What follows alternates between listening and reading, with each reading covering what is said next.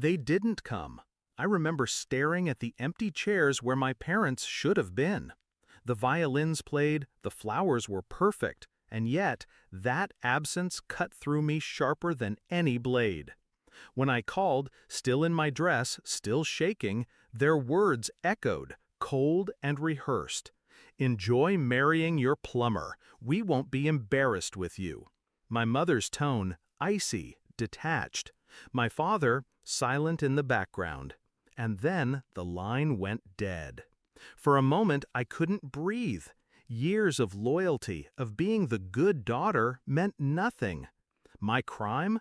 Falling in love with a man who worked with his hands. I thought of my sister's wedding 2 years ago. White doves, crystal chandeliers, a five-star venue. My parents floated across that ballroom like royalty, drunk on admiration.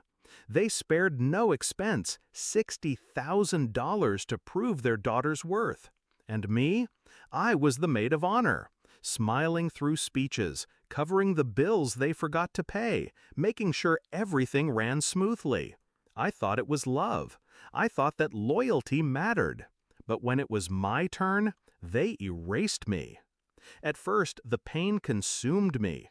Nights staring at the ceiling, asking myself what I did wrong. Then came the anger. Slow, simmering, focused. I didn't explode. I calculated. If they wanted to be embarrassed by my husband, I would make them envy him instead. So I waited.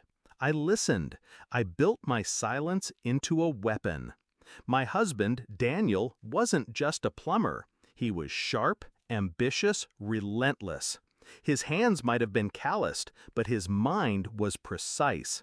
He had been quietly building something: contracts, partnerships, investments. And I had been listening during every late-night conversation, every whispered plan. Together, we weren't small. We were growing, powerful even. That night, after my parents' rejection, I sat across from Daniel in our small kitchen. I told him everything, every cruel word, every comparison to my sister, every dismissal. He didn't rage. He just reached across the table, squeezed my hand, and said, "Then let's make them watch." The first step was silence. I didn't confront them. I didn't chase them. I let them believe they'd cut me off. That confidence would be their downfall. The second step was visibility. Daniel signed a major city contract 6 months later. His company trucks bore our name in bold letters. We hosted fundraisers, dinners, charity events, quietly, strategically, inviting people who mattered.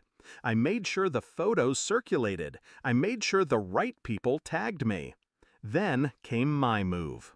On the morning after our 1-year anniversary, I sent my parents a single photo. Just one. Daniel, in a tailored suit, shaking hands with the mayor.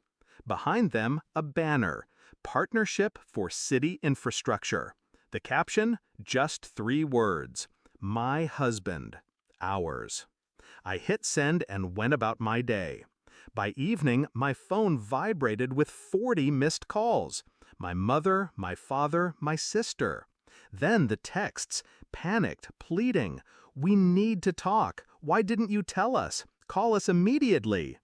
Suddenly, the same man who embarrassed them was the son-in-law they wanted. Suddenly, I was useful again. But I didn't answer. Not yet. Weeks later, I saw them in person for the first time since my wedding.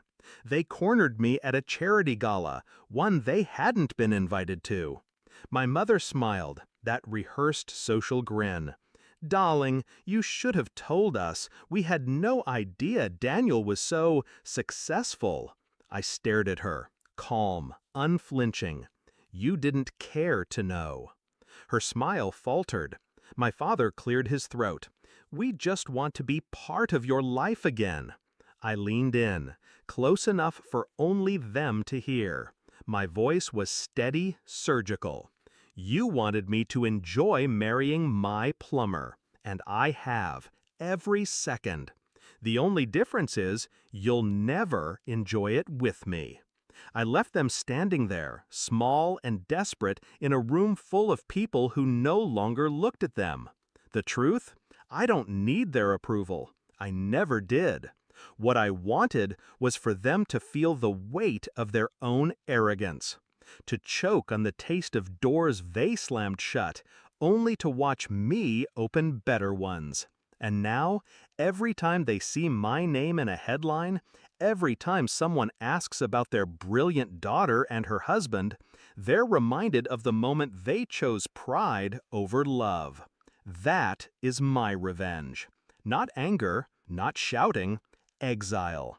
I gave them silence, and in that silence, they heard everything they refused to see. I am not the forgotten daughter. I am the one who walked away and never looked back.